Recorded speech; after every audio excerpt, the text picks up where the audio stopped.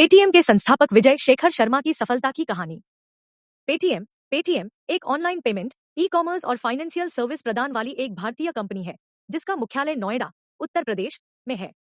Paytm के मालिक संस्थापक हैं विजय शेखर शर्मा, जिन्होंने अगस्त 2010 में पेटीएम पेटीएम कंपनी की स्थापना की थी। $2 मिलियन के प्रारंभिक निवेश से प्रारंभ किए गए पेटीएम का वर्ष 2020 में रेवेन्यू 3,629 करोड़ था। अपनी कंपनी को इस स्तर तक पहुंचाने की राह विजय शेखर शर्मा के लिए आसान नहीं रही। उन्होंने अपनी कमजोरियों पर विजय पाई, विपरीत परिस्थितियों से लड़े, दिल की सुनी और अपने सपनों को पूरा करने की दिशा में मेहनत करते रहे। उनकी कड़ी मेहनत का ही नतीजा है कि आज वे इस मुकाम पर खड़े हैं जहां वो लोगों के लिए एक प्रेरणा है। आइए जानते हैं पेटीएम की सफलता की कहानी और उसके संस्थापक विजय शेखर शर्मा के जीवन और संघर्ष की कहानी। Vijay Shekhar Sharma, date of birth and early life. Vijay Shekhar Sharma का जन्म उत्तर प्रदेश के अलीगढ़ जिले में एक मध्यम वर्गीय परिवार में हुआ था। उसके पिता शिक्षक और माता गृहिणी थी। उनका बचपन अलीगढ़ में बीता। प्रारंभिक शिक्षा उन्होंने अलीगढ़ में ही प्राप्त की। विजय शेखर शर्मा की शिक्षा विजय शेखर शर्मा एजुकेशन। विजय शेखर के स्कूली जीवन का आरंभ अलीगढ़ में हुआ। 12वीं तक की शिक्षा अलीगढ़ में प्राप्त करने के बाद वे कॉलेज की पढ़ाई के लिए दिल्ली शिफ्ट हो गए। विजय शेखर शर्मा का स्कूली जीवन विजय शेखर शर्मा स्कूल लाइफ। विजय की प्रारंभिक शिक्षा अलीगढ़ के एक हिंदी माध्यम स्कूल में हुई थी। वे प्रारंभ से ही मेधावी थे और कक्षा में हमेशा प्रथम स्थान प्राप्त करते थे। मात्र 14 वर्ष की आयु में ही उन्होंने 12वीं की परीक्षा उत्तीर्ण कर ली थी। विजय शेखर शर्मा ने इंजीनियरिंग कॉलेज में लिया दाखिला विजय शेखर शर्मा कॉलेज लाइफ। 12वीं के बाद उन्होंने तकनीकी क्षेत्र में आगे बढ़ने का विचार कर दिल्ली कॉलेज ऑफ इंजीनियरिंग में दाखिला ले लिया। इंजीनियरिंग कॉलेज में उनके लिए सबसे बड़ी चुनौती अंग्रेजी भाषा साबित हुई। हिंदी माध्यम के छात्र होने के कारण उनकी अंग्रेजी भाषा पर पकड़ कमजोर थी। इस कारण वे क्लास में अंग्रेजी में पूछे गए सवालों का जवाब नहीं दे पाते थे। नतीजन स्कूल के दौरान हमेशा क्लास की प्रथम बेंच पर बैठने वाले विजय कॉलेज में अंतिम बेंच पर बैठने लगे। कमजोर अंग्रेजी के कारण विजय पढ़ाई में पिछड़ने लगे। उनके लिए सेमेस्टर एग्जाम पास कर पाना भी मुश्किल हो गया। अपने स्कूली जीवन में टॉपर रहे विजय के लिए ये कहीं न कहीं अपमानजनक भी था। असर ये हुआ कि इंजीनियरिंग छोड़ने का विचार उनके दिमाग पर हावी होने लगा। लेकिन उन्होंने इन विचारों पर काबू पाया और हार न मानने का फैसला किया। उन्होंने अंग्रेजी की किताबें खरीदी और दोस्तों के मदद से अपनी अंग्रेजी में सुधार करने का प्रयास करने लगे। वे किसी भी विषय की हिंदी और अंग्रेजी दोनों भाषा की किताबें लेकर आते और साथ साथ उन्हें पढ़ते। धीरे धीरे उनका प्रयास रंग लाने लगा और उन्होंने अपनी अंग्रेजी भाषा में काफी सुधार कर लिया। बिजनेस के प्रति रुझान विजय कॉलेज की पढ़ाई में बहुत अच्छा नहीं कर पा रहे थे। अपनी यह फ्रस्ट्रेशन उन्होंने कंप्यूटर लैब में निकाली और अपने दिन का अधिकांश समय कंप्यूटर के साथ बिताने लगे। दरियागंज के संडे मार्केट से वे 5 से 10 रुपए में सेकंड हैंड किताबें और मैगजीन खरीदा करते थे। वहीं से एक दिन उन्होंने फॉर्चून मैगजीन खरीदी और पहली बार मैगजीन के जरिए अमेरिका की सिलिकॉन वैली के बारे में जाना। यह 1995 से 96 की बात है। उन दिनों इंटरनेट बिजनेस तो बहुत दूर, वेबसाइट्स भी बहुत कम हुआ करती थी। उस समय इंडिया में मात्र इंडिया गेट नाम की एक वेबसाइट थी। यहाँ तक कि यूएस में भी ट्राइपॉड और जायोसिटी जैसे गिनी चुनी वेबसाइट्स ही थी। यह वह समय था जब याहू एक छोटी सी वेब डायरेक्टरी भर थी। लेकिन विजय के मन में कंप्यूटर और इंटरनेट के क्षेत्र में कुछ करने का विचार जन्म लेने लगा था। वे स्टैनफोर्ड यूनिवर्सिटी जाकर पढ़ने का सपना देखने लगे, क्योंकि सिलिकॉन वैलीज के कई बड़े बड़े उद्योगपति ने स्टैनफोर्ड यूनिवर्सिटी से ही पढ़ाई की थी। लेकिन कमजोर आर्थिक स्थिति उन्हें विदेश जाकर पढ़ने की इजाजत नहीं देती थी। मगर कुछ कर गुजरने की चाह मन में घर कर चुकी थी और इसके लिए विदेश जाकर पढ़ना ही एकमात्र रास्ता नहीं था। उन्होंने सोचा कि कुछ करने का जज्बा हो तो कहीं भी रहकर कुछ भी किया जा सकता है और उन्होंने भारत में रहकर कुछ बड़ा कर गुजरने की ठान ली।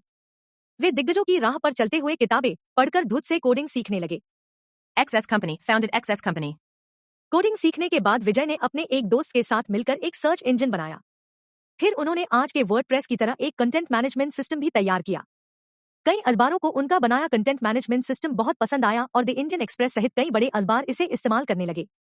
इस तरह इंजीनियरिंग के तृतीय वर्ष में ही विजय अपनी एक कंपनी खोल ली, जिसे उन्होंने एक्सिस कंपनी का नाम दिया। 19,999 में उन्होंने अपनी यह कंपनी लोटस इंटरवर्क्स नामक अमेरिकन कंपनी को $5 लाख में बेच दी। उन्होंने विजय को भी एम्प्लॉय के तौर पर अपनी कंपनी में रख लिया। वहां काम करते हुए विजय को यह समझ आ गया कि वे बिजनेस के लिए बने हैं और वे दूसरों की नौकरी नहीं कर सकते। उस समय भारत में भी इंटरनेट बिजनेस की थोड़ा बहुत फलने फूलने लगा था। भारत में Naukri.com, मेकमाईट्रिप.com जैसे वेबसाइट बेस्ड बिजनेस का दौर प्रारंभ हो चुका था। इस दौर में विजय भी अपना कुछ बिजनेस करना चाहते थे। 197 Company, founded 197 Company. लोटस इंटरवर्क्स की नौकरी छोड़ने के बाद वर्ष 2001 में विजय ने 197 नामक कंपनी की स्थापना की। यह एक कंटेंट सर्विस प्रदान करने वाली कंपनी थी। ये कॉल और एसएमएस द्वारा लोगों तक इंटरनेट कंटेंट पहुंचाती थी। वे पूरी लगन और मेहनत से इस कंपनी को बड़ा करने में लग गए। कंपनी बड़ी तो हो रही थी, लेकिन साथ ही खर्चा भी बढ़ रहा था। सेवा, स्टाफ सहित अन्य खर्चे मैनेज करना आसान नहीं था, वह भी तब जब आपको कंपनी से मुनाफा न हो रहा हो। विजय दोस्तों और रिश्तेदारों से उधार लेकर किसी तरह कंपनी को चला रहे थे। कंपनी की पूरी कमाई स्टाफ की सैलरी देने, सर्वर के मेंटेनेंस और ऑफिस के अन्य खर्चों सहित लोगों का उधार चुकाने में निकल रही थी। विजय के पास इतना पैसा भी नहीं बचता था कि वे अपने घर के किराया दे सकें। मकान मालिक का सामना करना मुश्किल हो रहा था। वे आधी रात के बाद अपने घर जाते और सुबह होने के पहले घर से निकल जाते, ताकि मकान मालिक का सामना करने से बच सकें। साल गुजरते जा रहे थे। उधार का बोझ बढ़ते बढ़ते 8 लाख तक पहुंच चुका था। आर्थिक स्थिति इतनी खराब हो चुकी थी कि कई बार उनकी जेब में खाने के लिए भी पैसे नहीं होते थे। वे अपने मित्रों के घर चले जाते थे, ताकि वहां उन्हें कुछ खाने को मिल सके। दिल्ली के मूलचंद बाजार में एक पराठे वाली दुकान में कम कीमत पर मिलने वाले पराठे खाकर वे अपना काम चला रहे थे। दिन पर दिन बिगड़ती आर्थिक स्थिति को देखकर विजय ने कई पार्ट टाइम जॉब हाथ में ले लिए। वे कई कंपनीज में जाकर कंसल्टेंसी और ट्रेनिंग देने लगे। इस काम के उन्हें एक दिन के 1,000 रुपए तक मिल जाते थे। कंप्यूटर और नेटवर्किंग सोल्यूशन के काम से भी कुछ पैसे निकल जाते थे। हाल ये था कि उनकी कंपनी 197 का संचालन स्टाफ कर रहा था और विजय खर्चे उठाने के लिए दूसरी कंपनीज की वेबसाइट बना रहे थे या अन्य काम कर रहे थे। कंसल्टेंसी का काम करते हुए एक दिन विजय मुलाकात पीयूष अग्रवाल से हुई, जिन्हें अपनी कंपनी के सॉफ्टवेयर के लिए विजय की सहायता और परामर्श की आवश्यकता थी। विजय की सहायता से पीयूष ने अच्छा खासा मुनाफा कमाया। वे विजय से बेहद प्रभावित हुए और उनके सामने अपनी कंपनी में सीईओ का पद संभालने का प्रस्ताव रखा। लेकिन विजय ने वह जॉब ऑफर यह कहते हुए ठुकरा दिया कि मुझे अपनी खुद की कंपनी चलानी है। एक तरफ विजय अपनी कंपनी चलाने के लिए संघर्ष कर रहे थे, वहीं दूसरी ओर उनके परिवार का शादी के लिए दबाव बढ़ने लगा। वे चाहते थे कि विजय कहीं एक अच्छी सी नौकरी कर ले, ताकि उनकी शादी हो सके। घर वालों के दबाव को देखते हुए विजय ने बीच का रास्ता निकाला। वे पीयूष अग्रवाल से मिले और उनसे सामने यह प्रस्ताव रखा कि आधा दिन वे उनकी कंपनी का काम देखेंगे और आधा दिन अपनी कंपनी का काम करेंगे। इसके लिए हर महीने उन्होंने 30,000 रुपए सैलरी की डिमांड की। पीयूष अग्रवाल को इतना किफायती सीईओ कहीं और नहीं मिल सकता था। उन्होंने विजय की बात मान ली। उन्होंने विजय के ऑफिस के लिए भी उसी बिल्डिंग में व्यवस्था करवा दी, जहां उनका खुद का ऑफिस था। इस तरह विजय के लिए दोनों कंपनी पर एक साथ ध्यान देना आसान हो गया। धीरे धीरे विजय की कंपनी पटरी पर आने लगी, लेकिन 8 लाख रुपए के उधार का बोझ अब भी सिर पर था। एक दिन विजय ने उधार चुकाने के लिए पीयूष अग्रवाल से कर्जा मांगा। पीयूष ने उन्हें कर्ज देने से तो मना कर दिया, लेकिन वे 8 लाख रुपए उनकी कंपनी में पूंजी लगाने राजी हो गए।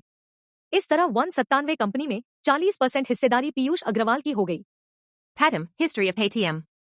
197 कंपनी अब पटरी पर आ चुकी थी। इस बीच स्मार्टफोन की लोकप्रियता देखकर विजय के दिमाग में कैशलेस ट्रांजैक्शन का आइडिया आया। अपने इस आइडिया को लेकर वे अपनी कंपनी के बोर्ड के समक्ष गए, लेकिन कंपनी ने लंबे समय बाद स्थायित्व प्राप्त किया था। ऐसे में किसी नए आइडिया पर काम करने का रिस्क उठाने बोर्ड राजी नहीं हुआ। कंपनी बोर्ड द्वारा वह आइडिया नकार दिए जाने के बाद भी विजय उस पर काम करने के लिए उत्सुक थे। उन्होंने अपनी पर्सनल इक्विटी का 1% इस आइडिया में इस्तेमाल कर 2010 में पैटम की स्थापना की। प्रारंभ में पेटीएम द्वारा दी जाने वाली सेवाएं थी मोबाइल रिचार्ज और डीटीएच रिचार्ज। धीरे धीरे पैटम ने सेवाओं का दायरा बढ़ाया और gas bill payment, electricity bill payment की सेवाएं भी देने लगी। 2014 में उन्होंने ऑनलाइन वॉलेट की सुविधा प्रदान की और बाद में उन्होंने पेटीएम पर ई कॉमर्स प्लेटफॉर्म भी प्रदान कर विभिन्न वस्तुओं का विक्रय का काम भी प्रारंभ किया गया। पेटीएम को प्राप्त पूंजी निवेश पेटीएम फंडिंग। सफलता के मार्ग पर चलने के साथ ही Jack Ma, Ratan Tata, Rakesh Jhunjhunwala, Warren buffet से भी निवेश प्राप्त हुआ। पेटीएम का revenue model Paytm revenue model. Patam Revenue Model Patam for Business. इस रेवेन्यू मॉडल के अंतर्गत पेटीएम सभी बड़े ट्रांजैक्शन पर सेलर से जीएसटी सहित 55% चार्ज वसूल करता है। पेटीएम का यूजर बेस 30 करोड़ का है। यह अपने यूजर्स को एडवर्टाइजर्स के एड्स दिखाता है। इन एड्स के लिए पेटीएम अपने एडवर्टाइजर्स को चार्ज करता है। पेटीएम ने एडवर्टाइजर्स को मंथली सब्सक्रिप्शन और मंथली पे पर क्लिक के हिसाब से पेमेंट करने की सुविधा भी दी हुई है। पेटीएम अपने मोबाइल वॉलेट में जमा पैसे की फिक्स डिपॉजिट कराकर इंटरेस्ट भी कमाता है। E-commerce platform gross sale up sale charge. Paytm payment bank की शुरुआत पेटीएम पेमेंट बैंक। अगस्त 2015 में पेटीएम को भारतीय रिजर्व बैंक की तरफ से पेमेंट बैंक लॉन्च करने का लाइसेंस प्राप्त हुआ। इस आधिकारिक रूप से उद्घाटन नवंबर 2017 में भारतीय वित्त मंत्री श्री अरुण जेटली द्वारा किया गया। इसका उद्देश्य भारत भर में 1 लाख से अधिक बैंकिंग आउटलेट खोलने का है। पेटीएम पेमेंट बैंक एक पृथक निकाय है, जिसमें 51% शेयर संस्थापक विजय शेखर शर्मा के पास 39% शेयर 197 कम्युनिकेशन और 10% विजय शर्मा तथा 197 की सब्सिडरी के पास है। वर्तमान में इसके मैनेजिंग डायरेक्टर और सीईओ श्री सतीश कुमार गुप्ता है। पेटीएम मॉल की शुरुआत। पेटीएम मॉल पेटीएम द्वारा फरवरी 2017 में पेटीएम मॉल ऐप लॉन्च किया गया। चीन के सबसे बड़े B2C रिटेल प्लेटफॉर्म टी-मॉल के मॉडल पर आधारित यह एक ऑनलाइन शॉपिंग ऐप है, जिसमें लगभग 1.4 लाख विक्रेता पंजीयत है। पेटीएम मॉल के लिए पेटीएम को अलीबाबा ग्रुप और सैफ पार्टनर्स से मार्च 2018 में $200 मिलियन का पूंजी निवेश प्राप्त हुआ था। पेटीएम की सफलता के कारण Paytm success reasons. Cashless transaction. Paytm cashless transaction. जिससे लोगों को होने वाली छुट्टे की समस्या हल हो गई। आज बड़े से बड़े बिजनेसमैन के साथ साथ छोटा ठेले वाला और सब्जी वाला तक पेटीएम पर मूव कर चुका है। Paytm offline model. छोटे डीलर को ध्यान में रखकर पेटीएम ऑनलाइन मॉडल के साथ ही ऑफलाइन मॉडल भी लेकर आया।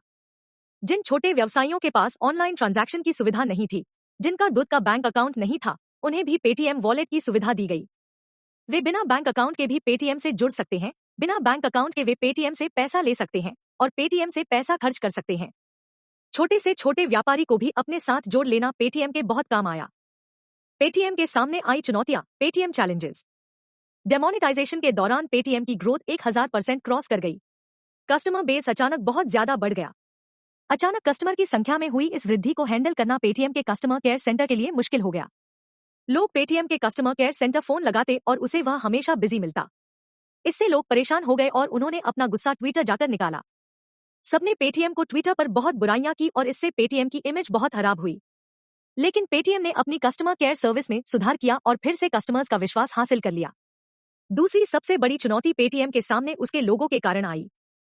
पेटीएम के लोगों की कलर स्कीम दुनिया की सबसे बड़ी ऑनलाइन पेमेंट कंपनी पेपैल से काफी मिलती जुलती है। इस बात पर पेपैल ने आपत्ति जताई और पेटीएम पर कोर्ट केस कर दिया। यह कोर्ट केस वर्तमान में भी कोर्ट में चल रहा है। कस्टमर सर्विस बेहतर बनाने के लिए पेटीएम के प्रयास। Paytm customer service efforts. सामने आ रही चुनौतियों के बाद भी पेटीएम ने हार नहीं मानी और वह विकास करता गया। साथ ही जो भी तकनीकी खामियां उसके सिस्टम में थी, वह सुधारता भी गया। पेटीएम अपनी तकनीक पर बहुत ध्यान दे रहा है ताकि उसके कस्टमर को सर्विस अच्छी मिले और साथ ही फ्रॉड की समस्या की गुंजाइश भी खत्म हो जाए। इसके लिए पेटीएम कई काम कर रहा है। यह एक फेस रिकग्निशन सॉफ्टवेयर तैयार कर रहा है ताकि फ्रॉड को आसानी से मैनेज किया जा सके। क्रॉस बॉर्डर ट्रांजैक्शन में सुधार की दिशा में भी पेटीएम काम कर रहा है। क्रॉस बॉर्डर ट्रांजैक्शन बहुत स्लो होता है और साथ ही एक्सपेंसिव भी। यहाँ भी पेटीएम अपने ग्राहकों को अच्छी और वाजिब सेवा देने की कोशिश में है। मल्टी करेंसी को मैनेज करने की दिशा में भी पेटीएम प्रयासरत है। जब भी अन्य देशों से मनी ट्रांसफर होता है तो अलग करेंसी में होता है, जिसमें कई रेगुलरिटी की समस्या होती है। पेटीएम इसे भी मैनेज करने की कोशिश कर रहा है। कार्ड डेटा सिक्योरिटी पर भी काम किया जा रहा है ताकि फ्रॉड पर लगाम लगाया जा सके। पेटीएम के पास 7500 लोगों की टीम है और यह ग्राहकों को बेहतरीन सुविधाएं देने के प्रयास में लगी हुई है। वर्ष 2020 में पेटीएम कंपनी का रेवेन्यू 3629 करोड़ था और विजय शेखर शर्मा अपनी कंपनी के साथ नित नई सफलता के सोपान चढ़ रहे हैं। Frequently asked questions. पेटीएम क्या है? What is Paytm? पेटीएम एक ऑनलाइन पेमेंट, ई कॉमर्स और फाइनेंशियल सर्विस प्रदान वाली एक भारतीय कंपनी है। पेटीएम का मालिक कौन है? पेटीएम के मालिक संस्थापक विजय शेखर शर्मा है। वर्तमान में पेटीएम के सीईओ कौन है? 2021 वर्तमान में पेटीएम के सीईओ विजय शेखर शर्मा है। पेटीएम की स्थापना कब हुई? पेटीएम की स्थापना अगस्त 2010 में हुई। पेटीएम कहाँ की कंपनी है? पेटीएम भारत, इंडिया की कंपनी है। पेटीएम का मुख्यालय कहाँ है? ऑनलाइन पेमेंट और ई कॉमर्स सर्विस प्रदान करने वाली इस कंपनी का मुख्यालय नोएडा, उत्तर प्रदेश में है। क्या पेटीएम चीनी कंपनी है? नहीं, पेटीएम चीनी कंपनी नहीं है। यह एक भारतीय कंपनी है जो ऑनलाइन पेमेंट और ई कॉमर्स सर्विस प्रदान करती है। पेटीएम का वर्ष 2020 में रेवेन्यू कितना था? पेटीएम का वर्ष 2020 में रेवेन्यू 3629 करोड़ था। Paytm Bank CEO.